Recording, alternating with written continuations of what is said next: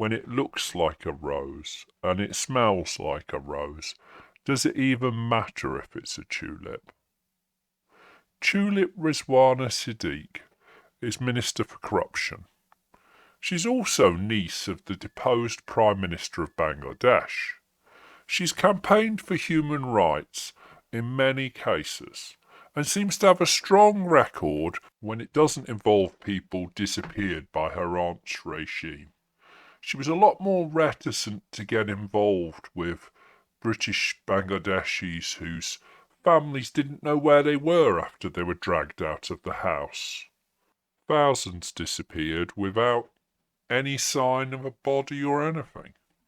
But don't worry, if it's not my constituents, I can't look into it, was what she told Channel 4.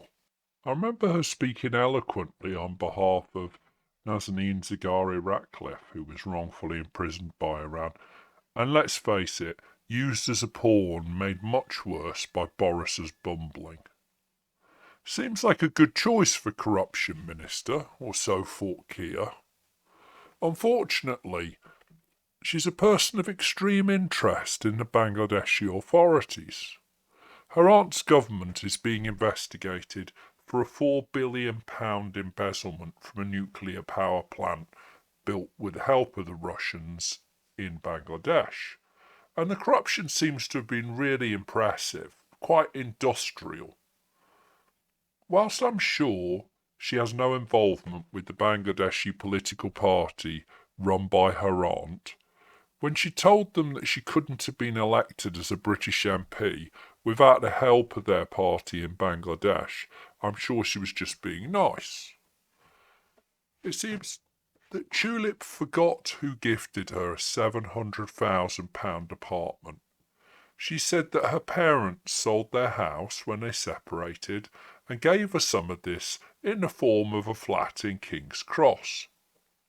However, the flat was a gift of thanks from a developer.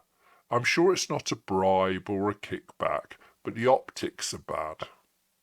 She threatened the papers with court action when they challenged her version, but they have the receipts. So she has now spoken to her family, and they've remembered where that £700,000 came from. Oh, it wasn't from under the pillow. It was from that developer. She's an impressive woman, so successful she can't keep up with the rental income on her flats or where she even got a flat from in London's King's Cross. Tony Blair had a very sensible rule that he gave full support to his ministers until they were in the news cycle for 2 days. The government has to come first.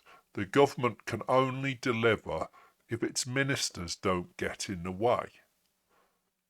Tulip's been lucky that the papers haven't really taken a strong interest in the fact that the corruption minister is being investigated by both the Ethics Commission and the Bangladeshi government and international authorities. She's named in the paperwork in Bangladeshi courts, which allege that she organised a meeting between Vladimir Putin and her aunt, the Prime Minister of Bangladesh, to discuss a Russian nuclear power plant. There may be nothing to this, but there is a photo of her with Putin and the Bangladeshi Prime Minister discussing that deal. It doesn't quite square with Tulip's version that she never discussed anything other than family with her aunt. She's referred herself to the Standards Commission for living in a house owned by her family.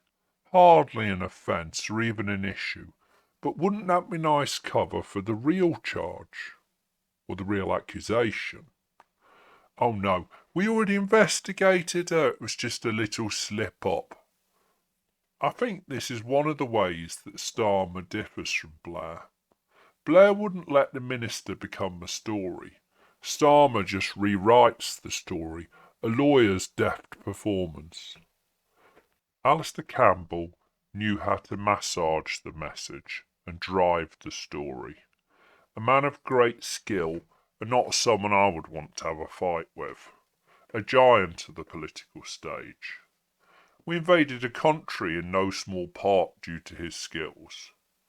Why has Starmer not brought him in on this role? Whoever's running the media machine for the Labour government lacks his gravitas and skill. We're told that Labour would end corruption and cronyism and chaos. Yet they began with questions about how a Labour lord had a number 10 pass without any explanation. And then it came out that he'd funded a raft of MPs, even buying Keir's glasses, his wife's dresses, his son's GCSE revision boot camp, Angela Rayner's New York holiday love nest. The optics were bad. I don't just mean Keir's glasses. Then there was the whispers about Keir's private life. I don't know if they're true, and frankly, even if they were, and he came out and said it, I'd say, well, get on with running the country. Then there was the Transport Minister, who was calling her mum on the phone stolen from her within a day of the supposed theft. Then there was Rachel from Accounts. Now we have the Minister of Corruption, embroiled in an international corruption scandal. It's not a good look. Did change mean more corruption? I can't find that line in the manifesto.